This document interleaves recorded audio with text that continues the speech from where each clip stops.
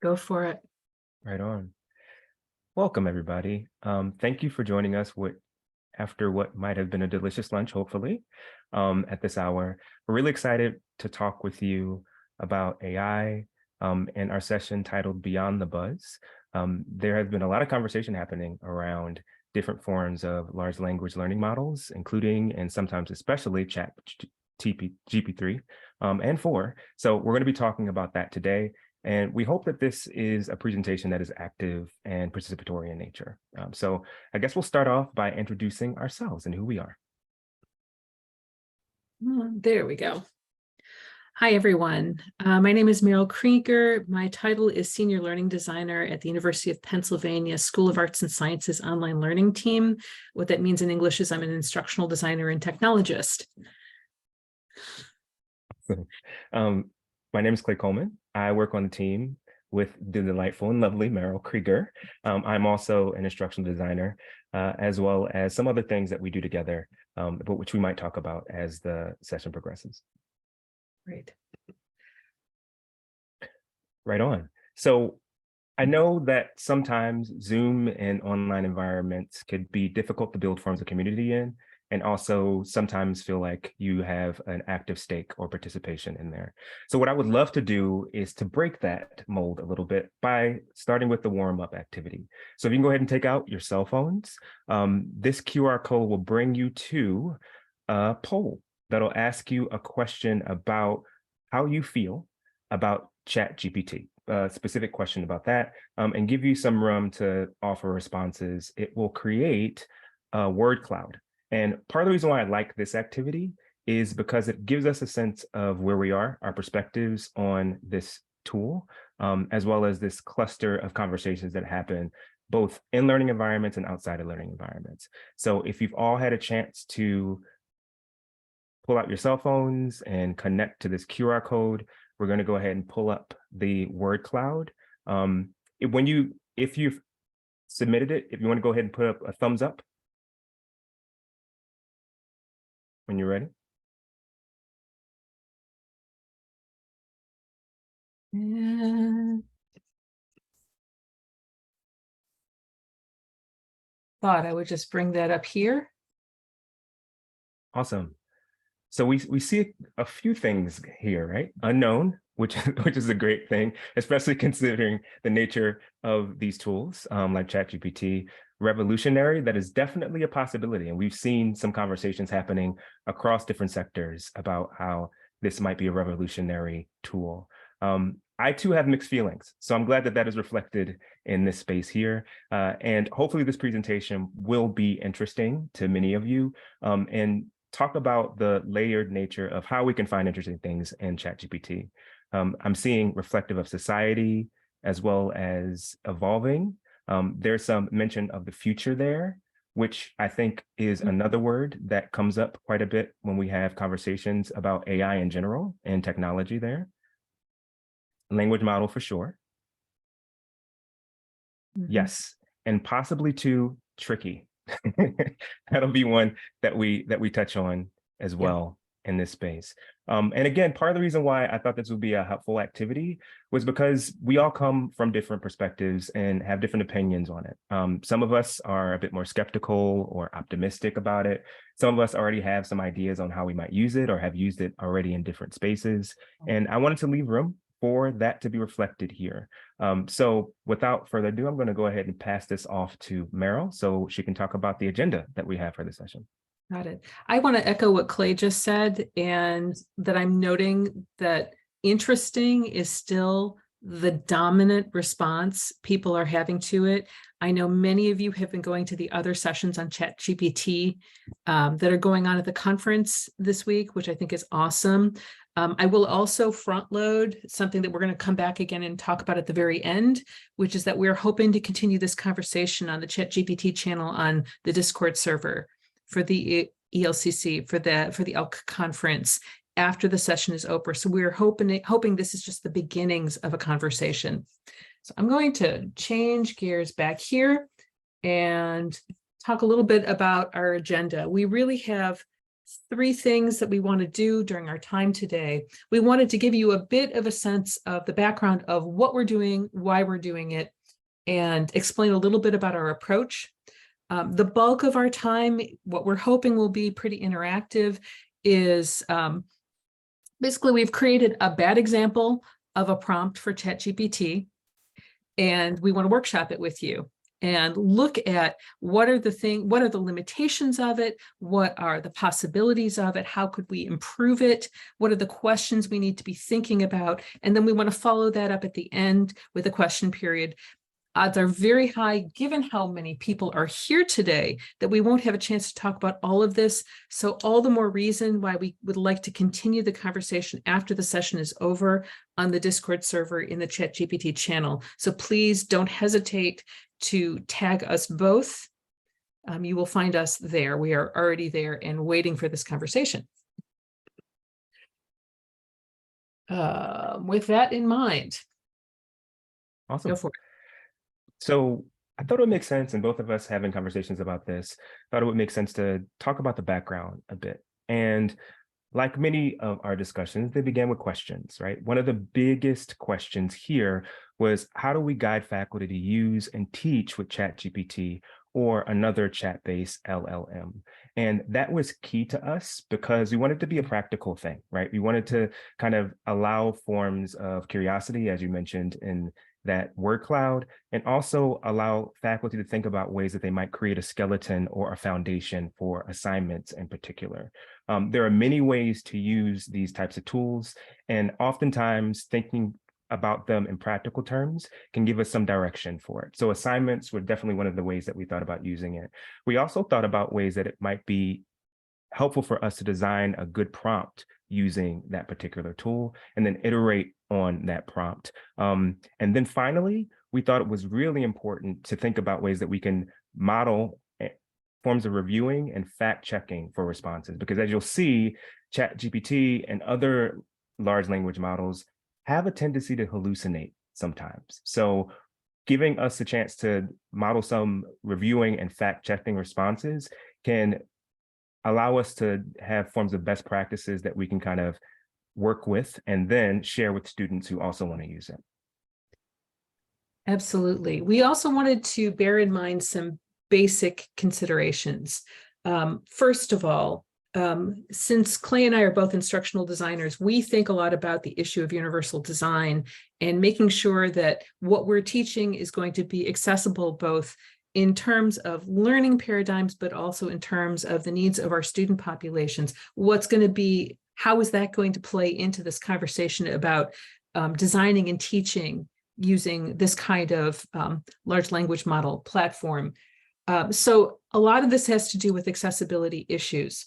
And then the second piece that we think about a lot is, how do we ensure that an activity or an assignment focused on artificial intelligence, in this case, ChatGPT, meets the course learning objectives? So when we have conversation with faculty in general about how assignments get designed, this is a primary goal, and nothing about this particular tool changes that dynamic. A couple of things to bear in mind about the tool, and I will say that just in the time since we've proposed this particular session, some of these parameters have shifted because we've already moved from ChatGPT 3 to ChatGPT 4.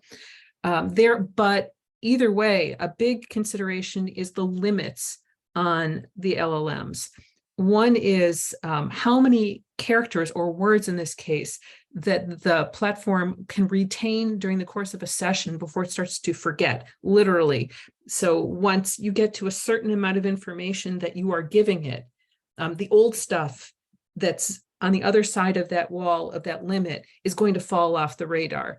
I will say that this has been a big conversation on the software engineering side of it. So ChatGPT 3 remembered 400 words. The new version, you'll notice what a big difference this is, remembers 25,000 words. So this means, just as an example, with ChatGPT 3, you couldn't put in a whole article or essay and ask it to summarize for a student, whereas ChatGPT 4, you could do that.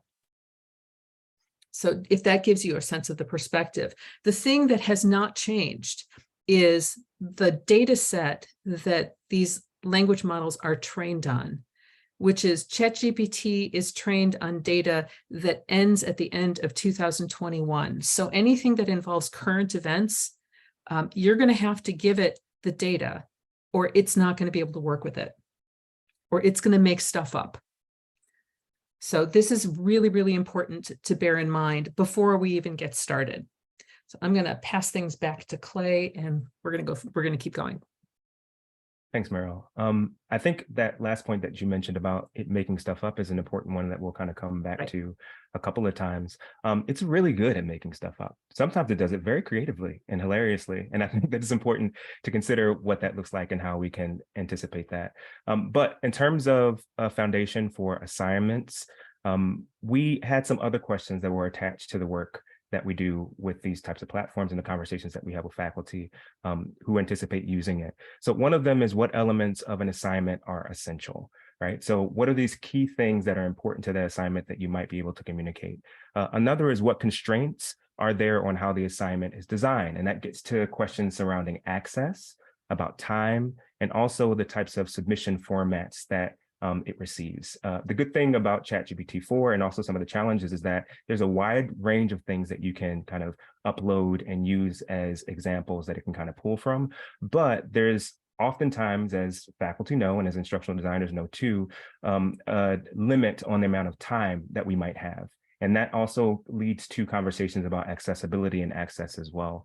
And also too, to the next question, what types of feedback will the assignment require to meet its goals? And again, that is connected to forms and considerations on time, right? And the last thing too is, what constraints are on the instructor or the instructional team, including resources and technological proficiency. And that piece about technological proficiency also gets to forms of literacy surrounding how we use and access this tool. So we wanted to start off with the thinking about what are the learning goals for the activity. And so the first conversation to have, and by the way, we would invite you all to be tossing some ideas into the chat here. And as we can, we will be bringing some of that into what we are talking about. And we will be asking you directly to share your thoughts and your ideas as we go, because this is not meant for us. We came into this with no intention of being talking heads. We want to have a conversation with you all about this. But the first thing to think about is, what is it we actually want students to be able to do? And what do we want them to be able to take away from an activity or an assignment that would be using either the prompt or the assignment that uses this platform? And the biggest question of all is, how does this activity supposed to prepare students for the other things that you want them to take away from at the end of the course? So these are kind of the foundational pieces, just about thinking about the prompt you want to create to work with the platform. I wanted to start by showing you a bad example of ChatGPT. And this is something that I ran about a week and a half ago and screencasted for you, so you can see it in action. We're going to go and switch over and look specifically at the OpenAI platform. We're going to be running some emendations of this in a minute, but I wanted to show you what it looks like just when I first ran this particular prompt. So the prompt itself reads, write a college level class's assignment instructions in the voice of the teacher on how to use BARD to analyze the ethical problems of using a large language model algorithm with mental health coaching online.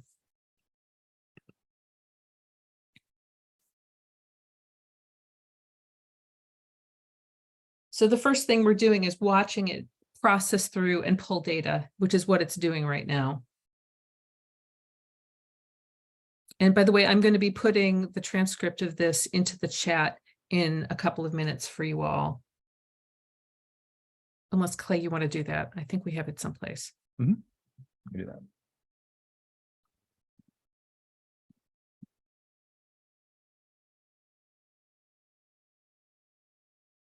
How many of you know what BARD is? That BARD is one of the other, that is Google's version of ChatGPT. I didn't know. But Yes. I know now. Yes. So the first thing to notice here is that ChatGPT did not know what Bard was.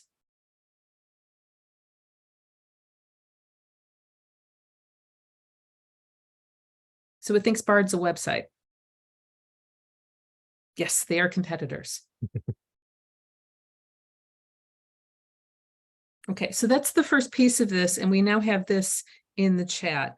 So I'd love to have you all take a look at this and consider what is it getting wrong? So we know, yes, the data set is old and Bard is new. Remembering that Bard just came out in 2023, the data set for ChatGPT still to this day ends at the end of December of 2021. Okay, what else do you notice about this?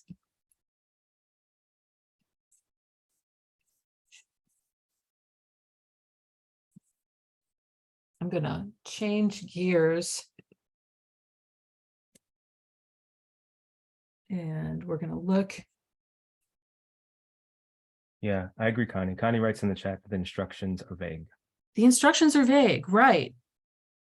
The output is specific, a presentation. This was not in the prompt. Absolutely. Thank you for pointing that out. So one of the things you want to be thinking about is when you're creating a prompt, remember that the algorithm, by the way, to my way of thinking, this is one of its strengths, is that it's not going to have any of the assumptions that an instructor walks in the door with about what students are going to know. So it's going to point out, when it gives you a result, it's going to point out all the things by omission, by showing you something that's not what you intended because you didn't tell it. So specificity is a huge component that we need to be thinking about. Yeah, Sarah's point, immediately jumping to writing a paper. It's an assumption that the platform makes. And 5 to 7 pages, absolutely. So in terms of some of these components, the output is going to make a lot of assumptions based on what's online. So there's a lot on the internet about writing 5 to 7 page papers. This is kind of a standard thing. It's also assuming what the subject area is of the course. Notice it's not in the prompt, who the audience is for this.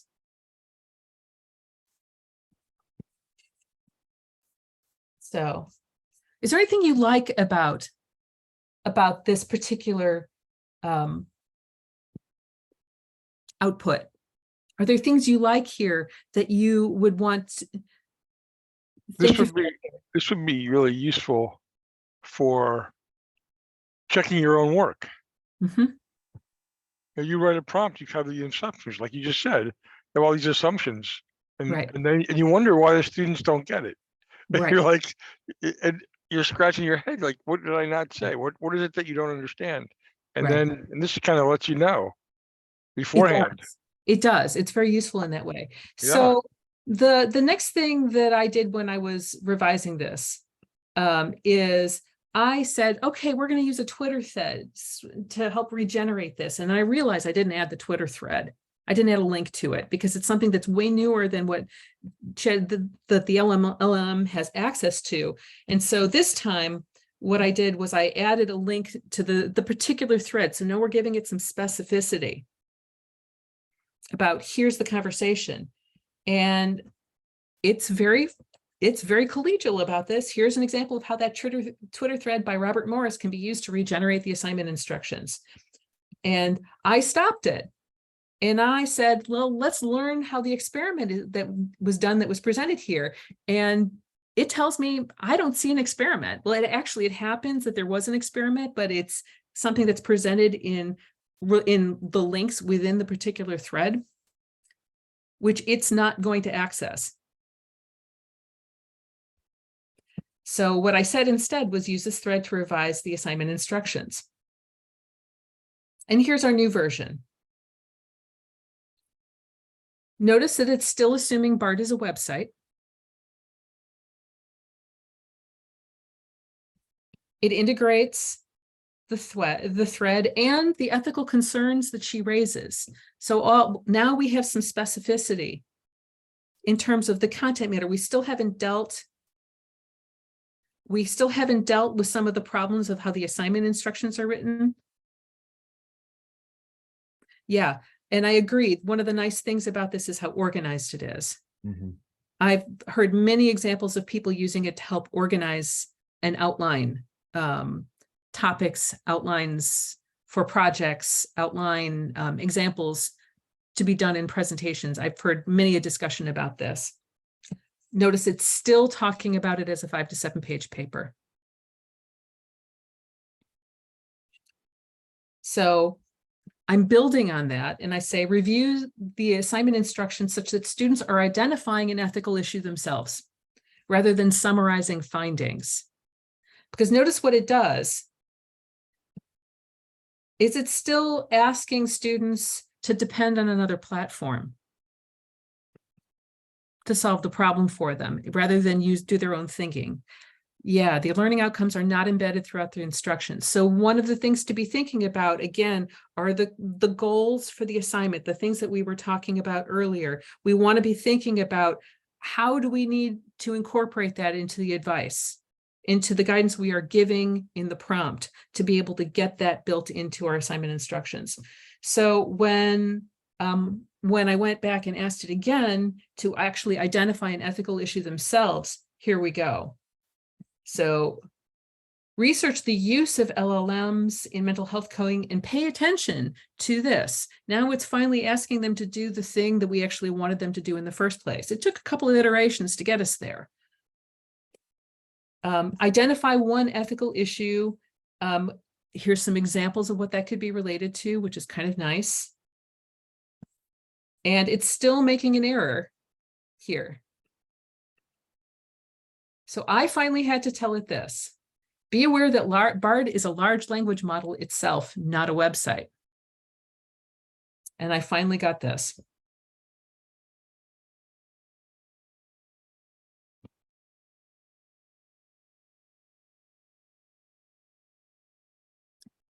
And you're welcome. I think this prompt refinement is one of the big skills we all need to have. Just thinking through what does it take to get a good prompt. So one of the questions I have for you is, oh, and there was one more step I gave it. Revise given that LLMs are not tools for ethical analysis, because it was still asking the student to depend on the tool to come up with what's an ethical problem. So finally, we have a couple of steps, the first 3 steps that resemble what I would want it to do in this particular assignment. I could get more specific, right? I could say using material presented in X unit of the class. I could revise this to be even more specific to the course content that I'm expecting students to be building on. And then I could be thinking about what kind of output we want them to actually walk away with. By the way, we will be sharing our slide deck with you. So please feel free to peg us if you have more questions at the end of this. My question for you is, how would you respond to that process, that question that Clay asked you at the start, at this point, about what you think about using a large language model? How has that changed? Just go ahead and toss it in the chat.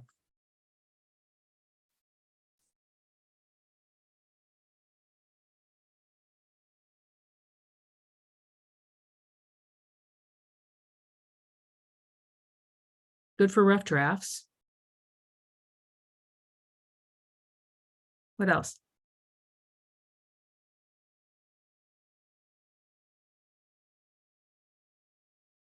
Yeah, I appreciate the point, Greg, about UDL and asking it to incorporate principles there as well. Potentially useful for second language learners and accessibility. The question was, what are your thoughts and your reaction to using a large language model now at this stage of our conversation? Because there's more things to talk about here. Clay's going to walk us through some specific questions that we came through in a minute and take us one more stage.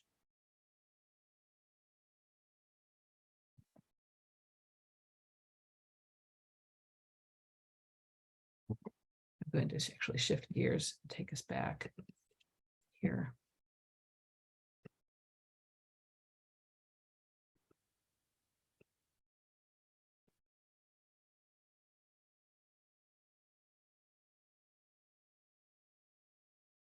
Yeah, Sarah mentions that it's hard to tell when I should keep trying to prompt it to fix itself or to edit it directly. Mhm. Yeah, and I think that's an important thing to consider too. There's also the option as well of asking it to be more creative in the ways that it presents the prompt. Because as many of you mentioned, the first, and Meryl mentioned too, the first thing that it went to was a summary that's 5 to 7 pages. What if it was a different iteration of something that came out of it? What if it was a creative project, one that asked them to do a presentation or do an audio recording or some sort of multimodal thing? So those types of questions can be helpful as well. Create an infographic. Mm-hmm. What would be, if that was the goal, what would the student need to have in order to create a good infographic, or to create a PSA about effective use of mental health coaching and things to be aware of as a consumer. Absolutely.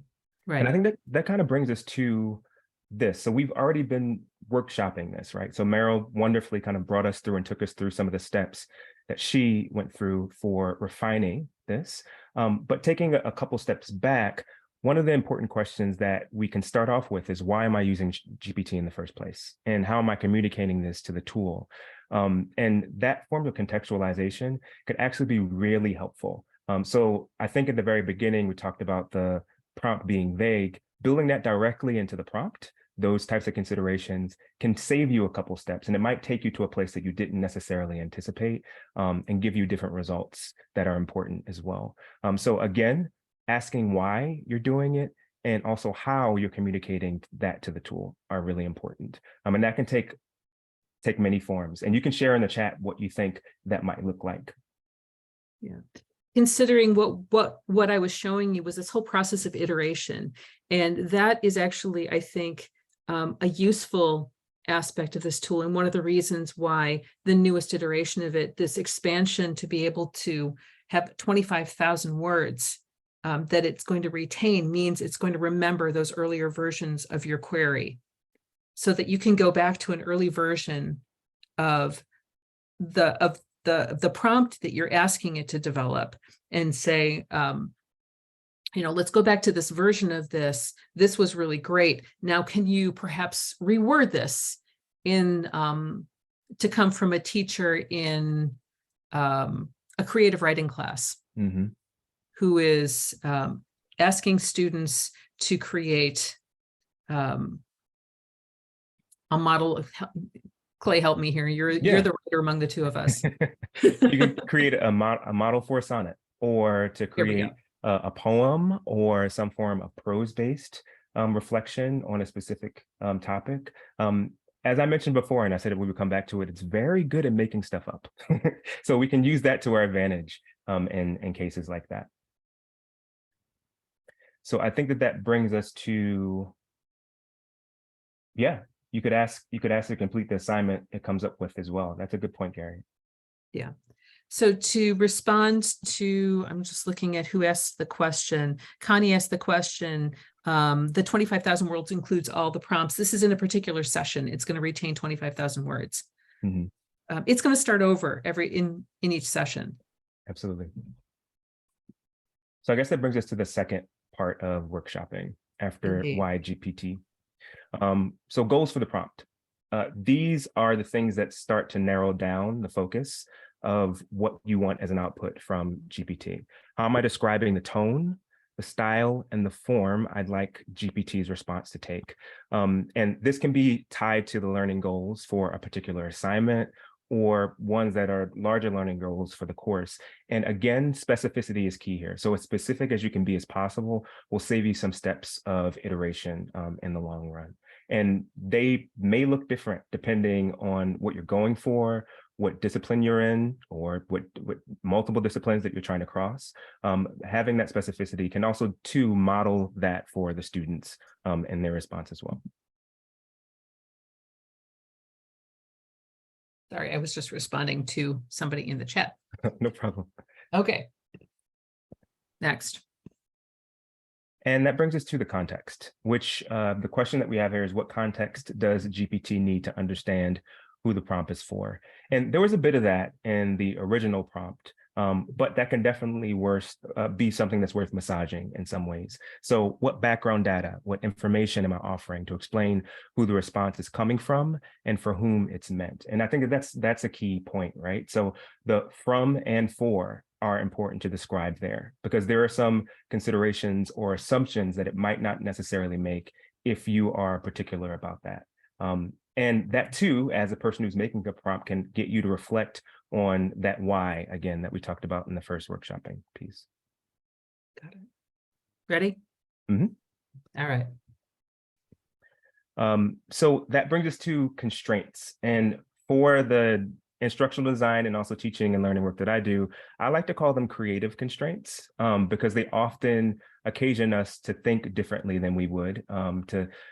Those constraints can have us talk about rather what specific guidelines or formats that you want to outline in explicit terms for this. And I think someone mentioned before that they liked the way that it was organized. You can be explicit about how you want that to look on the front end of that discussion that you have with ChatGPT. And speaking of discussion, I think that what we're coming away with here is that it's good to look at it as a dialogue more than kind of a one-off, right?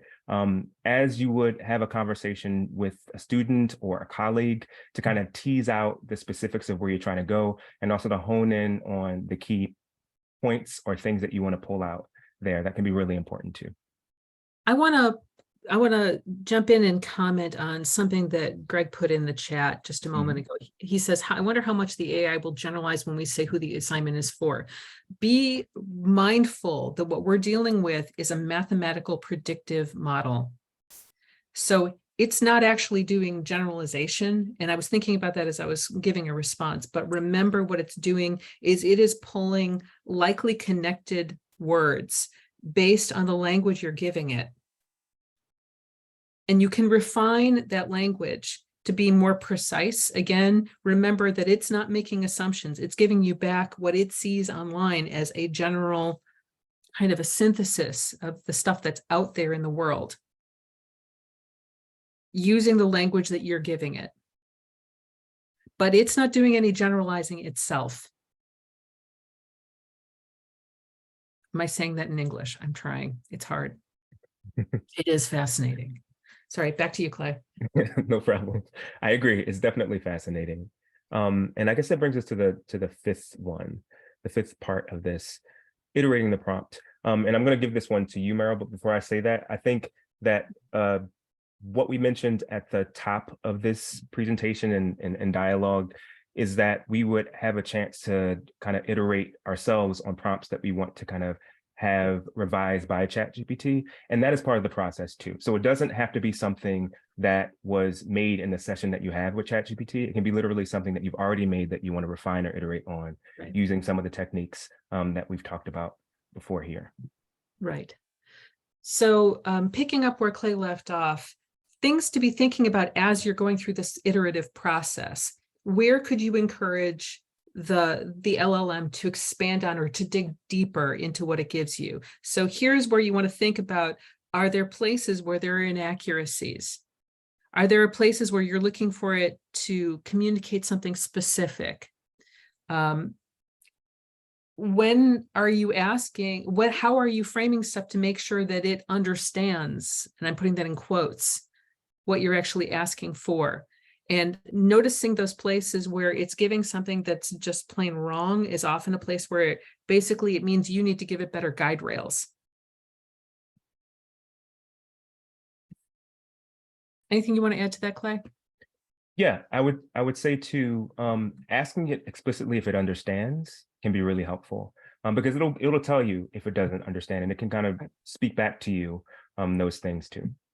Yeah, notice how it responded when I put in a link to that particular Twitter thread, and it responded to it because it didn't understand that what I was asking it for was something that was actually buried in a link in that particular thread.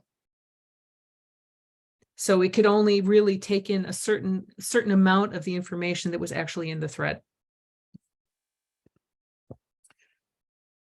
So some key takeaways. Be thinking about the limitations of the tools, both the pros and the cons, before you use it. You want to be realistic about what it can do for you and for your course. There are places where it can be a wonderful time saver. It can be something that helps you clarify, but there are also places where it might simply add to your work. So be mindful about what you're expecting it to be able to do for you. How specific can you be to avoid hallucinations? Notice how it made up what BARD was in my query because it just didn't know. And then how can you use the results of what you're taking here as building blocks more broadly in your course? Clay, you want to take us out? Absolutely. So that brings us to some broader questions that we might want to consider when we're building out our assignment or our activity or cluster of assignments and activities. What citable examples or models would you like GPT to pull from? And Meryl mentioned that in that Twitter thread, but it doesn't only have to be something that exists on the web. It can be something that exists that you have on your computer. So if it's essay, if it's something like that, you can most certainly pull that in as well and use that. It could also be something from you. If you wanted to speak in your particular voice, giving it some data to do that can be helpful, and it will make adjustments based on what it receives there. The next is, where are you building iteration and dialogue into the process of creating the assignment? And that gets back to what we said earlier about having a discussion. Seeing it as a discussion and a dialogue rather than a monologue in this space can be really, really helpful. And the last thing is, what follow-up questions would be useful in a one-on-one conversation that might bring out forms of iteration on a given response that you have. And we think of this as much from the voice of an instructional designer as we do from the voice of faculty, because both of us exist in both roles here. So in the role of an instructor, be thinking about the dialogue potentially with the platform itself. But if you're an instructional designer, how could you use something like this to talk through with an instructor, a faculty member who's designing that assignment, to help them refine what it is the goals they're trying to reach? So there are a number of different ways you can take this that can be extremely productive.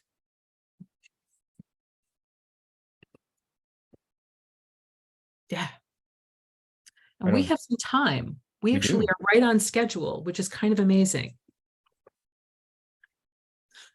Yep. So this is the part where we would love for you to ask questions. You've already asked some wonderful questions and had some great comments in the chat, but feel free to share them in the chat or to come off mute and share them if you have them, or even past experience that you might have had using ChatGPT or some other LLM, both in the instructional capacity or an instructional design or technologist capacity. What are your thoughts?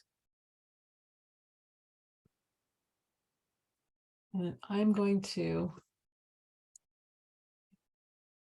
share a link to this slideshow.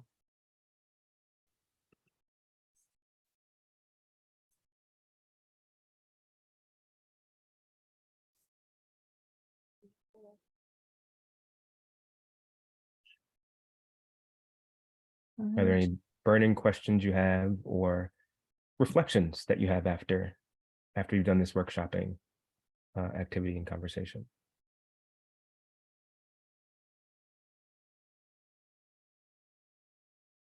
We would really value your thoughts on this.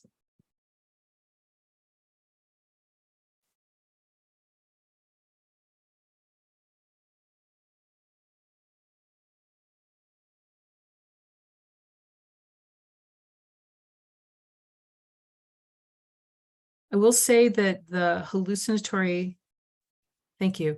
Thank you for that, Sarah. Okay, never mind. Here we go.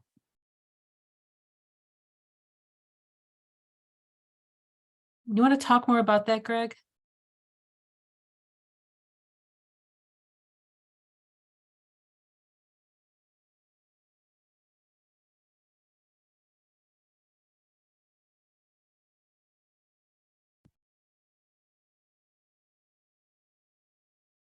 Goodness. Mandate for digital competencies. Hmm. We get buy-in and move away from the strict plagiarism and ethics perspective. I know I have my response to this, and I'd love to have Clay share his as well. I'm actually right now about to teach a digital ethics class where I am talking about this particular tool a lot. And I would say that one of the things that I've thought about that I talk with instructors about as well is rather than teaching it as something that's punitive, thinking about literally what we've talked about today. What are the limitations of this? Because there are places where this would be particularly destructive for students to try to use without sufficient expertise to evaluate the content. It's a very challenging thing to be able to look at a document that ChatGPT would generate and be able to know if that information is correct or not. So that's I think one of the big things, and I think it's a conversation that needs to happen with students. I personally really understand the concern for plagiarism, and my question becomes, to what extent is this a different conversation than we've already been having? I'm going to pass it to Clay for his take on this. Yeah, that's a great point, Meryl. And I really appreciate the question, Ruth. It actually reminds me of a bit of a connection to what Greg was asking as well. And the question you asked about when will this be a regular skill we see in the workplace? I think it's important to consider that it already is Yes. in some fields, particularly in journalism and other ones that rely on writing. When you have quick turnarounds, or if it's not a particularly in-depth story or piece, there have been stories and kind of not necessarily exposés, but conversations that happen in these spaces about people using ChatGPT 3 and now 4 in those environments. So I think that it seems like it might be at the frontier in many places, but it's not necessarily in places where people have a rely on writing. Yeah, I would add that what we're seeing now is not actually something that's new. What we're seeing is a new iteration that can do a lot more, just because the technology has reached that point where it's kind of spilling over into other arenas. If you've seen your email prompt you for the next word, it's the same predictive model that we're talking about with ChatGPT. It's exactly the same technology. It's just a much bigger data set. And it's interactive in a way that the data that earlier versions of this technology were not. It's the conversational piece of this that I think is really what's messing with people's minds. You really do need to know your stuff to be able to catch ChatGPT's mistakes.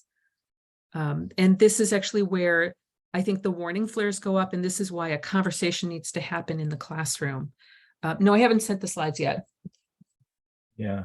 To pick up on what Meryl just mentioned about conversations happening in the classroom, I've seen faculty adjust really nicely to, especially particularly in places where writing is a key component of the course, involving students, asking students to play around with the tool themselves and think about the types of ethical use cases and what type of responsibilities they have for doing quote unquote due diligence in this too. So they workshop it together and then try to figure out how a prompt is made and also how information is gathered and shared in the space. And it becomes an activity for learning. Like, what does it look like to do deeper research into what this prompt has given us? What might we not necessarily want to take at face value? That we do this a lot for other types of activities. Meryl and I actually were talking about this before. There is an impulse to see this similarly to search, and this is different. Meryl, you want to speak a little bit more about that? Yeah, and that actually gets to Amy's question about the differences between ChatGPT and Bard. Bard is being developed as a search tool. ChatGPT is not. It has some specific search features, but it's not being developed that way. So if you think about how each company is interacting with the development of the tools, Yeah, there are all sorts of questions about what is the ethical code that's involved. And this is where you got to have I'm going to say this a million times. You got to have a conversation with your students about this. We have 5 minutes, and I want to make sure we don't run out of time. But again, if we do, and by the way, thank you for all these questions, because these are wonderful. These are what we were hoping for when we put together this session. We are absolutely, we are both Discord users, so we will be there on the channel to continue the conversation. The differences between Bard and search versus ChatGPT. I think the big difference is that Microsoft's work with OpenAI on ChatGPT is that they're intending it to be more generative, whereas Bard is being developed as a tool more to engage with people in a search kind of function, which honestly to me is almost scarier.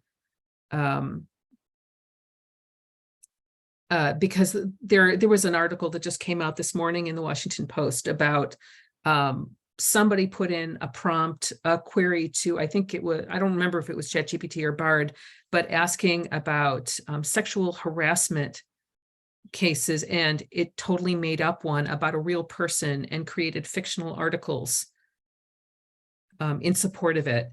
And so a real person was affected by this. And so the concerns I have about the tool, yes, it's scary. So I can't emphasize enough how important it is to be clear about the parameters of where this can go and also the potential issues that it raises. Yeah, I will say too that these things are moving all the time, right? It's a changing and shifting landscape from day to day. There are new plugins that you can put directly into Chrome that will update the data set from 2021 and ChatGPT to more current ones. And there are other ones that you can upload there as well that'll give it a little bit more functionality. So that's something to keep in mind too. Sometimes these what seem like hard and fast rules are actually ones that can and are shifting. I also want to say too, while we have a couple more minutes, I want to give a shout out to the team of collaborators that are behind the scenes for this work. We've actually done this and had this conversation with our immediate team as well as a larger university team. We have a group of folk who meet together as instructional designers and instructors and technologists, and really engage in some of the considerations that many of you have raised in this space. So I want to shout them out as well. I think it's really important to talk about collectives and collaboratives. Yeah, there the questions about what's reality. It also gets to the larger question of what is intelligence. There are all sorts of big questions that this is raising for us. There are all sorts of questions about the language we use to describe these tools. Notice that we've been trying to talk about this as a large language model because it's a tool. Yeah. And it is an algorithm, and we're trying to be clear about both the potential and the limitations of that as a tool. Yeah. And I think we are right up on time, but I do want to say that this is definitely epistemologically thrilling. That's part of the reason why it really engages many of us, and why we're going to keep having these conversations. I think, as I mentioned at the top, again, might just be the tip of the iceberg. And hopefully, as some of the other shifts to online have done, occasions us to think differently about the things that we ask of ourselves and of our students, and to consider, again, that why that undergirds all of it. Yeah. What goals are we trying to reach? Mm-hmm. Why are we giving a particular kind of assignment? Is it just because it's what we're used to doing? Or does it really meet the goals that we have for our students, should those evolve? Absolutely. Thank you, everybody, so much. Thank you. Perfect. Great. I learned so much. Thank you very much. All right, I'll stop recording.